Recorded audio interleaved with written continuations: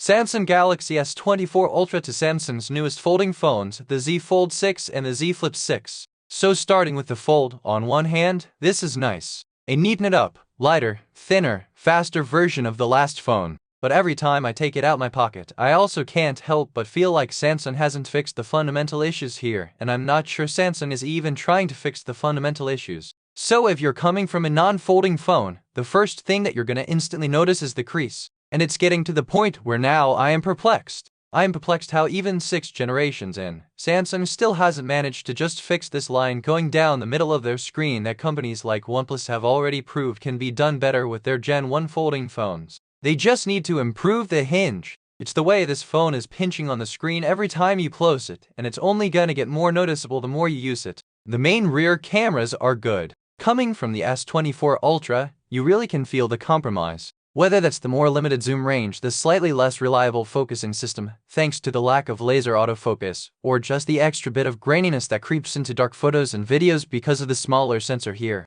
Now most people who go out and buy and use this phone probably won't know what they're missing out on. Having used both of these phones to tell you that what you're getting here stings a little bit. See, it made complete sense to me that the first Galaxy Fold was significantly more expensive than a normal phone. I required to build all the new parts and concepts from scratch for something that Samsung didn't expect to sell many units of, so they had to recoup the cost somehow, but that's not the case anymore. In the current market, this hinge and this folding screen, these are standard parts. You would expect this to be the place where Samsung throws every single thing they got at the wall, but instead, you get basically the same camera setup as not even the S24 Ultra, but the tiny base Galaxy S24, and your selfie cameras are even worse. The front one's not too bad, it takes 10 megapixel shots that make you look nice, it's standard Samsung fare. The inside 4 megapixel camera makes you look sick. And I don't mean that as a compliment. I mean that literally. Shooting photos on this reminds me of shooting photos on the PlayStation Portable camera like 15 years ago.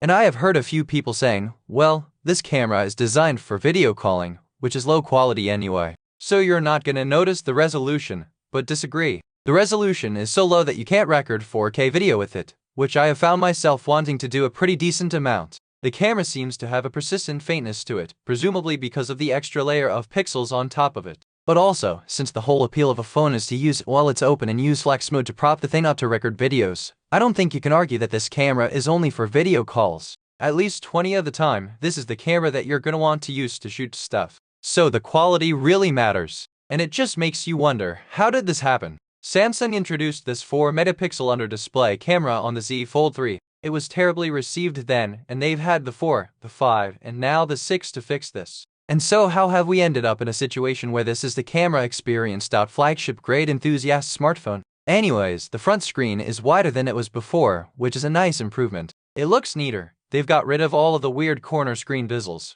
but it does still feel just a little bit like no man's land. It's very close to feeling like you're using a normal phone. And that's impressive considering what this is. But it's still just a little worse in every way, a little bit too tall, a little bit too narrow, and a decent amount chunkier than a bar phone. And this whole structure creates a bit of a thermal compromise too. It's not hugely surprising. I mean, when unfolded, you're having to light up a larger screen area, which creates more heat. And then when folded, this is a thicker slab, which makes it harder for that heat to escape. And this isn't some niche perk that only affects your gaming frame rates after prolonged periods of play. So many times when I have this phone open and it's like slightly warm outside, I'm noticing I can barely see my screen because it's dimming itself to try and prevent overheating. And 2 times, it's actually gone one step further and refused to open my apps because of temperature. Just to clarify, I don't live on some subtropical paradise island basked in sun all day. I live in the UK. There is no reason I should be getting temperature warnings this severe with normal usage. Oh yeah. Also, one of the things that I love about the Galaxy S24 Ultra is battery life. That's one phone that I've never had to worry about. But this, with both a smaller battery capacity and a larger screen to power, it runs out anywhere between 15-25 faster, and that puts it very much in the anxiety zone. I mean, I do nowadays pretty much always carry around a power bank, so I'm not left stranded.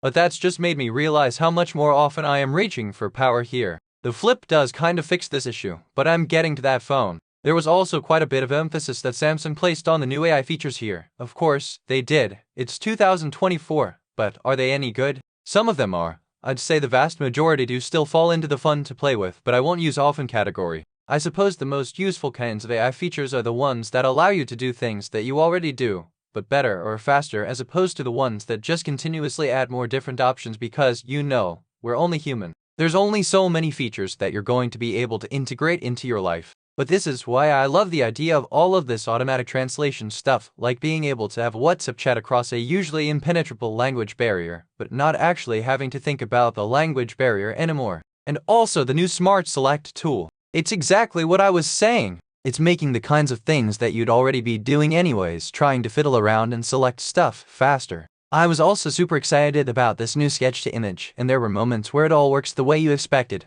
where you manage to perfectly place a one-of-a-kind dinosaur within the scene of your day out in the park, and you feel like the protagonist in a superhero movie at the single moment where unlimited power has just been dropped in your lap. But I would say there's too many constraints right now. It seems like there's some sort of safety restriction when it comes to adding things to faces, which, it makes sense considering all the havoc that's been wrought by deepfakes lately. But then at the same time, faces are the main useful thing that you might want to add things to. And there's also other issues I'm bumping into, like draw smaller objects or draw objects closer together to generate. I think Samsung's just not ready for my big ideas yet, and do you know what? Using this feature consistently reminds me of just how silly it is that the one phone specifically designed to look and feel like a notepad does not come with a built-in S Pen like the S24 Ultra does, the smaller of the two phones. So the only real remaining question is then, do the folding features make it all worth it? I feel like I've made it pretty clear at this point that you're giving up a lot to get these features. You're paying twice as much money. You're having to deal with a crease, a terrible under-screen camera, 2 displays with unorthodox aspect ratios, a compromised battery, and no S Pen.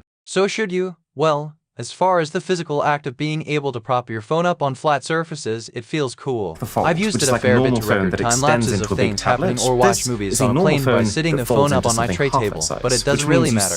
I would say you'll actually have a distinctly better experience just using a normal phone with a kickstand case since you'll get a bigger, more natural screen ratio. And also, oftentimes with these cases, magnets for better wireless charging. There are things that do uniquely utilize the display on this phone. The taskbar, for starters, is an amazing addition. This whole one-tap to instantly be in another app is a genuinely ungimmicky efficiency improvement that you just can't have on a smaller phone, but ultimately, it's not for me. You might know that I spent a few months trying to use an iPad as my main computer, and the whole reason that failed was simply because of the mobile operating system. Same thing here. While it is impressive how much this thing can do for a phone, the truth is that for most people, this phone is still a little bit too fiddly and not quite efficient enough to be a good main computer, which makes it hard to justify given that for this price, you can actually buy a good equivalently performing flagship phone and still have the money left over for a great laptop. So I fold. And if you're looking at buying this, please make absolutely sure that these specific folding features are things that you'll definitely use.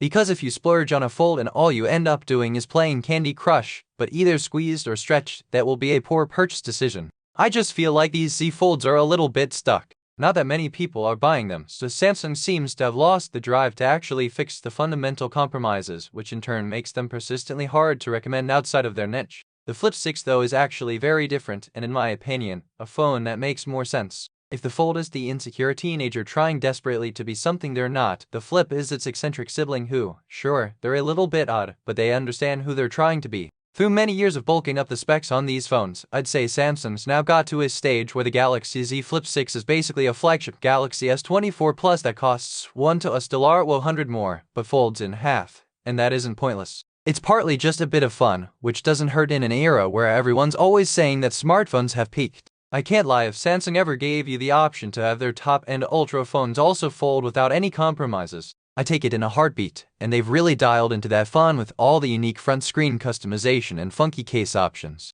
And this new photo ambient feature, which overlays real weather effects onto photos that you've taken, it's very pointless, but brings me joy. It's got a potential lifestyle benefit because unlike the front of the Z Fold 6, which is basically just a slightly less comfortable phone, the front of the Flip 6 has a very clearly distinct feature set to the main screen. This is much more like having a smartphone and then a completely separate smartwatch as opposed to this, which is like a smartphone and then a slightly worse smartphone. And when I switched over to the Z Flip 5 last year, I did find that the physical barrier to go from the smartwatch stage to the smartphone stage actually did make me use my phone less. And then you do lose the 3 times telephoto camera that the S24 Plus has. So you only get a main and an ultra wide, but I would actually say that it makes up for it with selfies. See, unlike the Fold, which can use its high-end rear cameras to take selfies, here that's actually the default way to take selfies. If you want to take good selfies on the Fold, You have to unfold, open the camera, flip that camera, tap the cover screen preview button, physically turn the phone over, being careful not to swipe anything on screen, and then take your shot before closing it all back up again.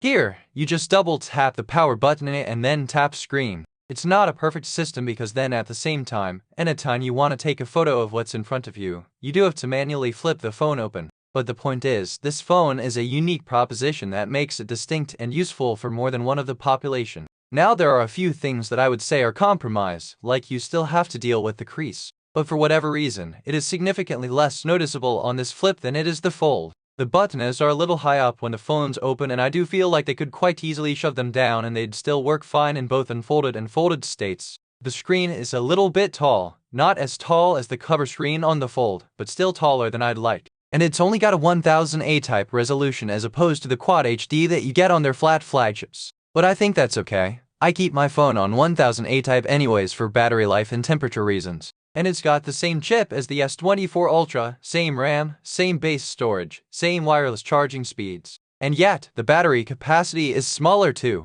Just like the Fold also has a smaller battery than normal bar phones. But unlike the Fold, which is like a normal phone that extends into a big tablet, this is a normal phone that folds into something half that size, which means you save a lot of battery compared to a normal phone and you end up with something very close to that of an S24 Plus. So my through line for this phone is very much that 6 generations in, you still have to make compromises for a phone that folds. If all you want is the best bang for your buck, it isn't this. And to be honest, it never will be this. However, if you just really like the idea of